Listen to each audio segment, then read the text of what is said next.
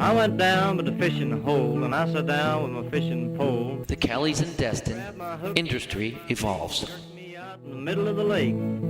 In the early 1900s, Mr. J.R. Moody was one of the biggest landholders in Okaloosa County. The large stands of Florida pine in the area east of Destin, north of the present site of Crab Trap, prompted him to set up a turpentine camp there.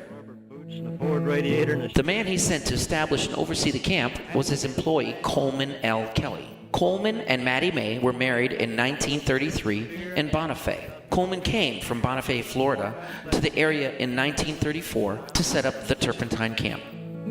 taking it easy. Soon after his arrival, the turpentine farmers were at work in the woods, hanging cups, chipping, dipping, hauling, stilling, and doing all the other chores involved with changing pine sap into resin and turpentine so that it could go to market. This loo, take a piece of Coleman also set about preparing a new home for his young family in this remote, untamed land. a good shade tree, and then just His wife Mattie and 16-month-old son Canara Lee arrived at the Turpentine Village on the evening of January 20th, 1935, during a very rare snowstorm. went down deep as a 100-pound catfish laying there. Times were very hard.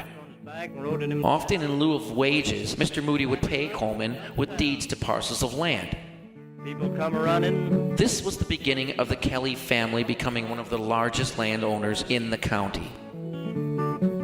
Coleman and Mattie had 5 children: Canara Lee, 1934, Bernard, 1935, Emma Jean, 1936, and Carol and Cecilia in 1937.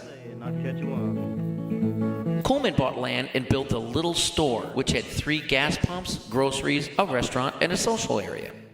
I waded out to a sandy bar and That year, on the north side of the highway, which was then called County Road 115, 4 rental cottages were built. The next year, 4 more cottages and a small office were built. In 1939, Coleman went into the head boat business, having the Martha Jean built, booking the boats out of the little store. The boat was licensed by Destin Turpentine Company, headed by Coleman Kelly. throwed out my line and caught me a shark. When the Martha Jean headed to the Gulf with paying passengers to fish, the event marked the beginning of a new era for the entire Northwest Gulf waters. A new fishing and business dimension had been born. To enlarge the accommodations, Coleman had the Passway built in Niceville in 1940. Baited my hook with Applejack. With World War II going on in Europe and the attack on Pearl Harbor, the deep-sea boats were kept at their moorings while waiting for the war to end.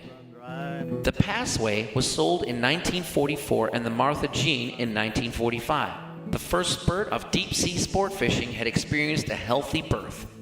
The idea had caught on. An era had opened. It closed for a few short years, then with many participants returned in all its glory. Some jump.